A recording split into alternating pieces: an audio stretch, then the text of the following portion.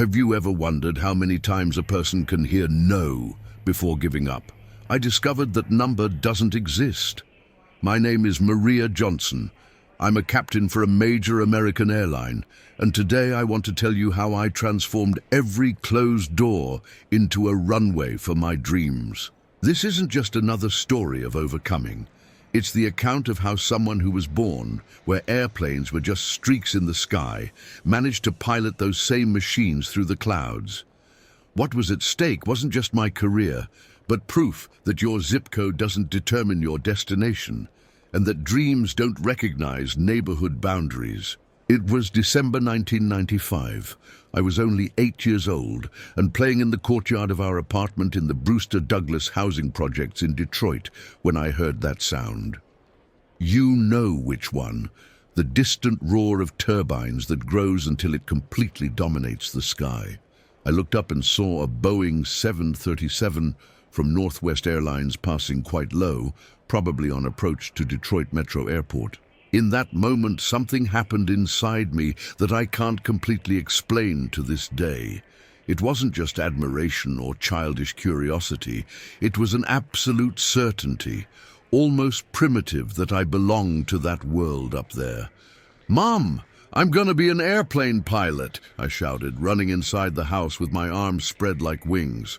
My mom, Donna Johnson, was folding clothes she had washed for a family in Grosse Pointe. She stopped, looked at me with that tired but loving smile that only mothers who work too much can give, and said, "Baby, you can be anything you want in life. But first, go do your homework." In that moment, she didn't know she was planting the most important seed of my life. It wasn't the "you can be anything you want" that stuck. It was the "but first." Those two words became the mantra that would accompany me for the next 20 years. Our reality was very different from those planes crossing our sky. My mom worked as a cleaning lady for 3 different families and still did extra cleaning jobs on weekends. My dad, well, he decided being a father wasn't for him when I was still in my mom's belly. It was me, my mom, and this seemingly impossible dream that grew inside me with every plane I saw pass by. At the public school where I studied, when the teacher asked what we wanted to be when we grew up, I always answered, "Airplane pilot." The other kids laughed. Not out of meanness, but because in our reality, people became construction workers, maids, store clerks, security guards. Airplane pilot was something from movies. At 12, I discovered the public library. That's where I read my first book about aviation, The Little Prince. I know it might seem cliché, but that story about a pilot lost in the desert fascinated me. Not because of the fantasy, but because of the pilot's reality. Someone who mastered those complex machines, who understood the skies, who took people to their destinations. I began devouring everything about aviation. Technical books I barely understood. Old magazines I found in the trash, reports on television. I learned about lift, thrust, weight and drag before I even understood math properly. I memorized aircraft types, airlines, airports from around the world. "Maria, stop daydreaming and come help here," my mom would say when she found me with my head buried in some book about airplanes. But even while complaining, she always managed to scrape together money for those expensive aviation magazines when there was some spare change. At 15, I made a decision that would change everything. I discovered there was a flight school in Oakland County where they gave flying lessons. I took 2 buses and the people mover to get there. The security guard barely let me in. "You sure this is the right place, kid?" he asked, looking at my simple clothes and my age. "Yes, sir, I'm sure. I want information about the private pilot course." After much insistence, I managed to speak with an instructor. Captain Robert Williams, a man in his 50s, graying mustache, and that typical posture of someone who had spent his life flying. "Look, kid," he said, not unkindly, but with brutal honesty, "the course costs $15,000. That's in 2003, and that's just the basics, just for private pilot. To be a commercial pilot, you're going to need a lot more. We're talking about $100,000 total. My world collapsed in that moment. $100,000 was more money than my family would see in 10 years. I went home in silence, processing that devastating information. But you know what happened that night. Instead of giving up, I did something that I now recognize as the most important moment of my life. I started planning. I grabbed an old notebook and started calculating. If I could get a job at 16, how much could I save per month? How long would it take to save that money? At 16, I started working during the day at a clothing store in downtown Detroit and studied at night. My salary was minimum wage, literally $600 a month. After helping at home and paying for my transportation and food, I had exactly $90 left over. $90 a month for a $100,000 dream. I did the math. It would take more than 90 years to save the money.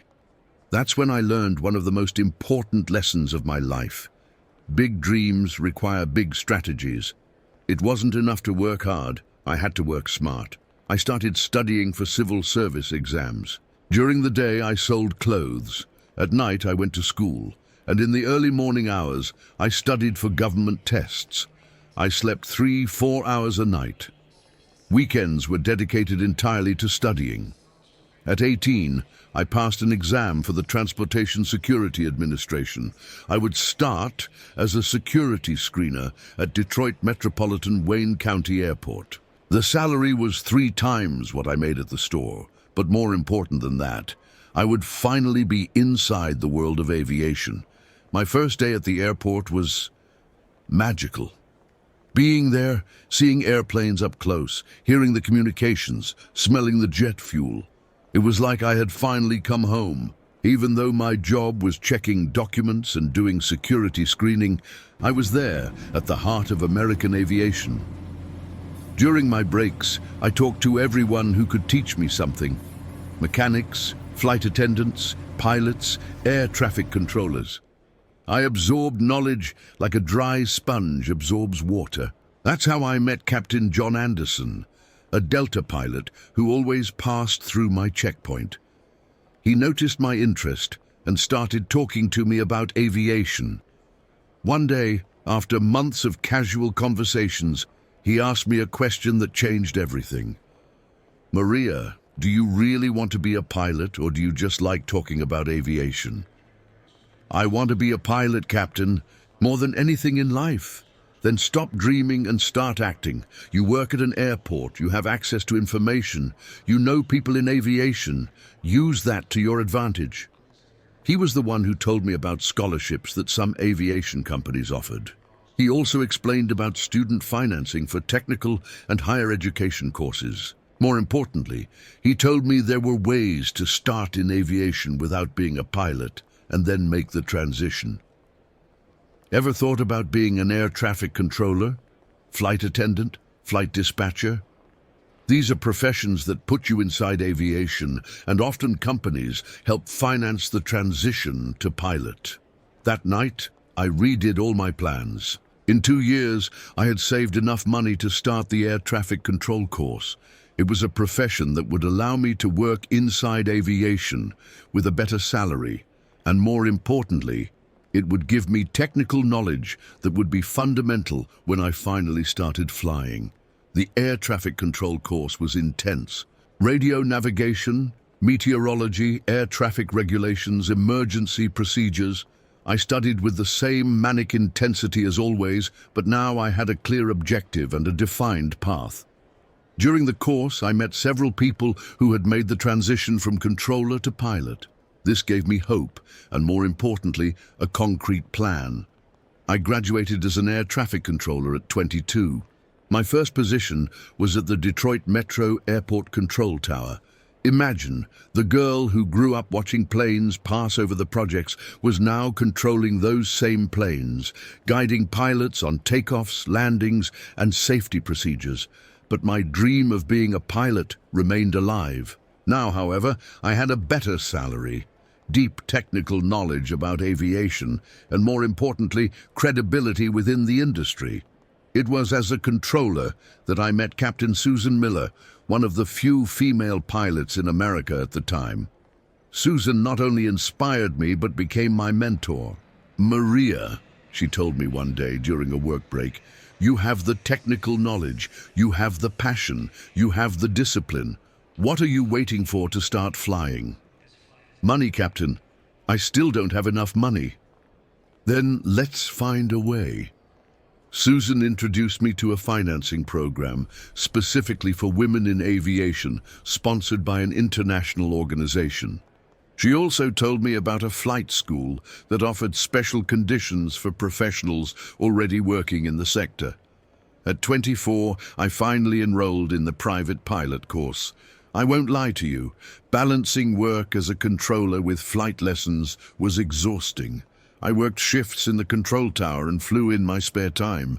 Weekends, holidays, any free moment was dedicated to aviation. My first solo flight was on March 15th, 2007. I was piloting a Cessna 152, tail number November 73 Bravo Romeo. When the instructor got out of the plane and said, "Now it's just you and her," I felt a mixture of terror and ecstasy I'll never forget. I did my checks normally, mixture rich, carb heat off, flight controls free and correct, instruments checked. I requested clearance from the tower, which that day had my work colleagues, and heard over the radio, "November 73, Bravo Romeo, Detroit ground, taxi to runway 03 left, altimeter 3015, wind 120 at 8. My voice trembled a little when I responded, "Detroit ground, November 73, Bravo Romeo, taxi runway 03 left, altimeter 3015. Arriving at the runway, I did my run-up. Engine 1700 RPM, check magnetos, carb heat, flight controls, everything normal. Detroit Tower, November 73, Bravo Romeo, ready for takeoff. November 73 Bravo Romeo, cleared for takeoff runway 03 left. After departure turn right, climb and maintain 1500, contact departure 121.05. Cleared for takeoff 03 left, right turn, climb and maintain 1500, contact 121.05, November 73 Bravo Romeo." I slowly pushed the throttle forward. The engine responded. The aircraft began to accelerate. 40 knots, 50 knots, 60 knots. At rotation speed, I gently pulled back on the yoke. The nose lifted, I felt the wheels leave the ground, and I was flying, alone. In that moment, at 25 years old, 17 years after seeing my first airplane pass over the projects, I was finally flying. Not as a passenger, not as a controller guiding other pilots, but as pilot in command. I cried inside the headset, tears of joy, of relief, of achievement.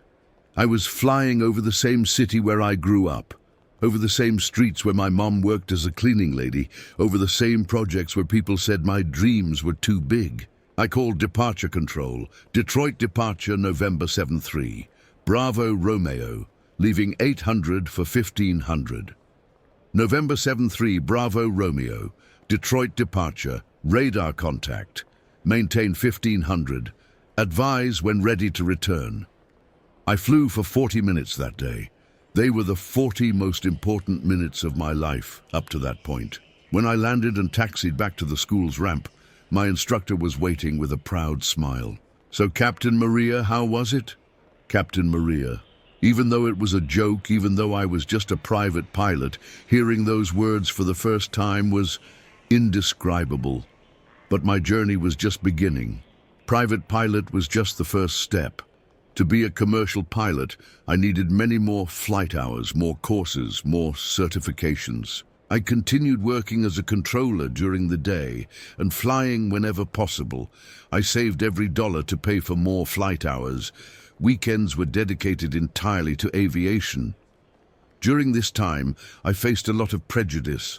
Some older instructors clearly didn't believe that a woman, especially a black woman from the projects, could be a good pilot. "You sure you really want this?" one of them asked me after a particularly difficult flight. "Aviation is serious business, not a game." I'm more sure of this than anything else in my life, I replied. But a female pilot? I don't know.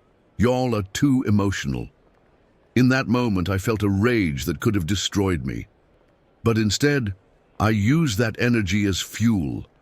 Every sexist comment, every look of disbelief, every suggestion that I didn't belong in that world, transformed into determination. I flew with more precision, studied with more intensity, dedicated myself with more passion. Not to prove anything to them, but to prove to myself that I deserved to be there. At 27, I got my commercial pilot license.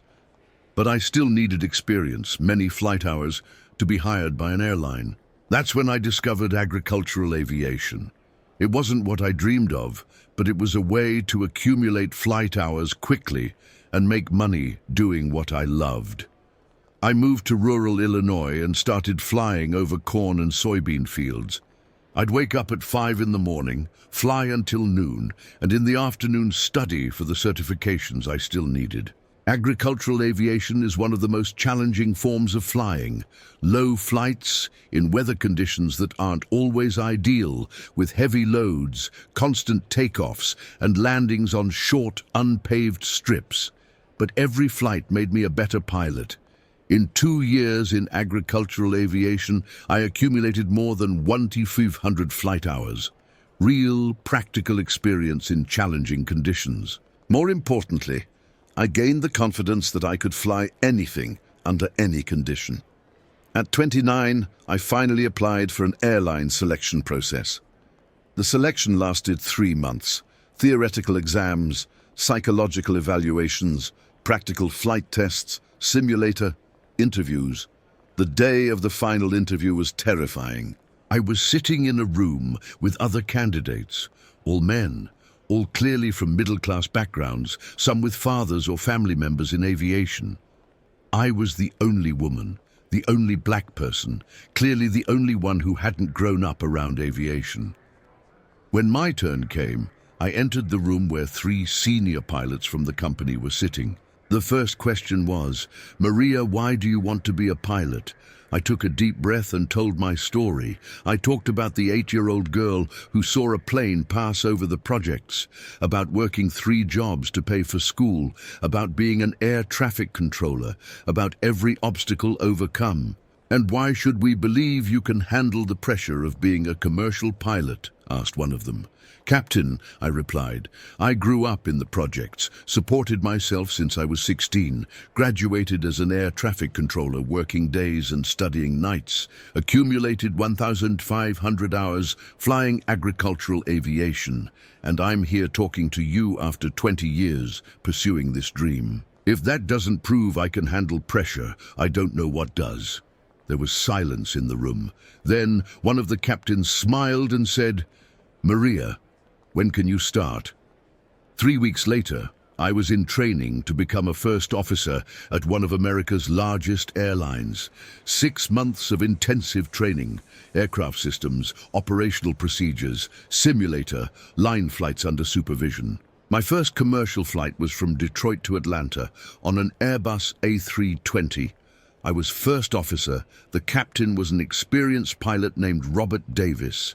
When we entered the cockpit and started our checks, he told me, "Maria, I've flown with a lot of good people over the years, but I've never flown with someone who got here by the path you took. It's going to be an honor to fly with you." During takeoff, when I heard the captain say, "V1, VR, V2, positive rate, gear up," and felt that Airbus leave the ground with 150 passengers aboard, I thought about my mum, who was working at that exact moment, cleaning someone's house in Grosse Pointe. I thought about the 8-year-old girl who played airplane in the courtyard. I thought about all the no's I heard, all the obstacles, all the sleepless nights studying, and I thought, I made it. But my story doesn't end there. Being first officer was just the beginning. My dream was always to be a captain. It took me 5 more years to accumulate the hours and experience necessary to become a captain. During that time, I flew throughout America and to several countries around the world. Each flight was a lesson, each challenge an opportunity to grow. In 2015, at 34 years old, I was promoted to captain. My first flight as pilot in command was, symbolically, Detroit to Chicago, the same type of route I used to see planes making when I was a child. When I sat in the left seat for the first time as captain, I adjusted my seat, put my badge with Captain Maria Johnson in view, and did something I had never done in all my years of flying. I took a picture, not to post on social media or to show someone, but for me, for the girl who grew up in the projects, for my mum who never doubted, even when the dream seemed impossible. Today, after more than 8,000 hours of flight time as pilot in command, I've taken thousands of people to their destinations. Every takeoff still moves me. Every landing still fills me with pride. Every flight is a confirmation that dreams, no matter how big, are achievable when you have enough determination. But you know what was the most special flight of my career? It was in 2018 when my mom flew for the first time. She had never been on an airplane. At 65 years old, Donna Johnson boarded a flight I was commanding from Detroit to Miami. Before takeoff, I made a special announcement over the aircraft's PA system. Ladies and gentlemen, this is your captain speaking. Today we have a very special passenger aboard. My mother, Donna Johnson, is flying for the first time. She worked her whole life as a cleaning lady to give me an education and never doubted my dreams, even when they seemed impossible.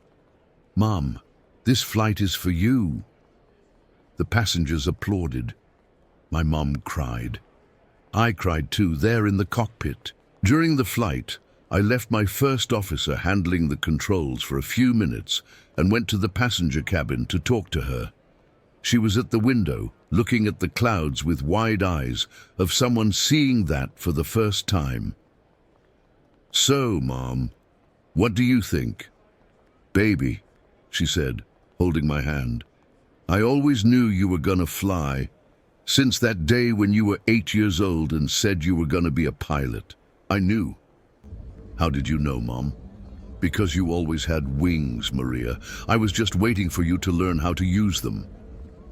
Today, besides being a captain, I'm also a flight instructor and mentor young people who want to enter aviation, especially women and people from communities like mine. My experience taught me that representation matters, that sometimes people just need to see it's possible to believe they can too. I created a scholarship program for young people from underserved communities interested in aviation. We've already helped 15 people become pilots, air traffic controllers, and aircraft mechanics. Each of these stories moves me as much as my own. I also wrote a book telling my journey, from the projects to the skies. All profits go to the scholarship program because I believe everyone deserves the chance to fly, regardless of where they were born. My mom retired 5 years ago. I bought her a house in a nice area of Detroit. Not because I'm ashamed of where we came from, but because she deserves all the comfort in the world after a lifetime of working hard. She still has the habit of looking at the sky when she hears a plane passing. But now, she smiles and says, "That might be Maria up there." And it might be. Several times a month, when I'm flying over Detroit, especially when I pass over the east side on approach to Metro Airport, I look down there for that housing project where I grew up. It's just a spot in the landscape seen from 10,000 feet. But for me, it represents everything. It represents where I came from. It represents how many other boys and girls are down there now, looking up, dreaming of flying. It represents that dreams don't know zip codes, don't recognize social class, don't respect statistics. You know what's the question I get asked most in speeches and interviews? Maria, what was the hardest moment of your journey? The answer always surprises people. It wasn't the lack of money, it wasn't the prejudice, it wasn't the sleepless nights studying. The hardest moment was when, at 20, I almost gave up. I was working double shifts, studying for exams, saving money penny by penny, and it seemed like I wasn't getting anywhere. One night, after another exhausting day, I sat on the bed and thought, maybe everyone's right. Maybe this dream is too big for me. It was my mom who brought me back. She came home from work and found me crying. "What's wrong, baby?" "Mom, I don't think I can do it. It's too hard, too expensive, too everything." She sat next to me, put her hand on my shoulder and said, "Maria, do you remember when you were little and wanted to learn to ride a bike?" "I remember." "How many times did you fall?" "Many times." "And what did you do after each fall?" "Got up and tried again." "That's right. Life is like a bicycle. You just gotta keep pedaling. Eventually, you find your balance." That night I made a decision that defines my life philosophy to this day. Transform every obstacle into a stepping stone, every no into motivation, every fall into learning. And that's how I got here. Of course, the path wasn't linear. There were moments of doubt, of exhaustion, of wanting to give up. There were prejudices that hurt more than I imagined. There were sacrifices that only those who pursue big dreams understand. But there were also moments of pure magic. Like my first solo, like my first takeoff as captain, like seeing my mum fly for the first time, like receiving a message from a young girl saying my story inspired her to become a pilot. Today, when I speak to young people who want to enter aviation, I always say, the path isn't easy, but it's possible. You don't need to have been born with a silver spoon. You don't need to have relatives in aviation. You don't need to be a man. You just need three things: dream, determination, and willingness to work harder than you ever imagined possible. Aviation taught me that there are no impossible dreams, only unexplored paths. It taught me that the sky isn't the limit when you have your feet on the ground and determination as fuel. Sometimes, when I'm flying on a clear night, with stars shining above and city lights twinkling below, I think about how all this started.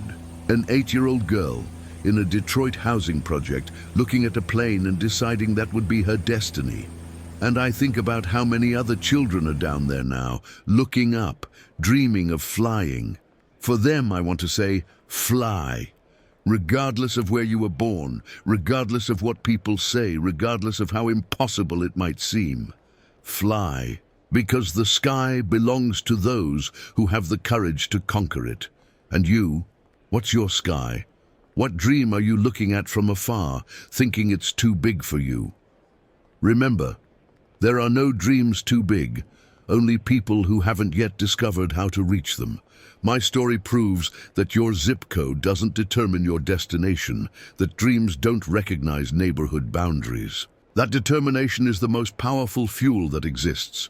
If you enjoyed this story and want to hear more tales from the skies, subscribe to the Black Box channel, hit that notification bell, and share it with someone who needs to believe more in their own dreams. Leave in the comments which part of the story moved you most, and tell us, what's your biggest dream? Until the next flight.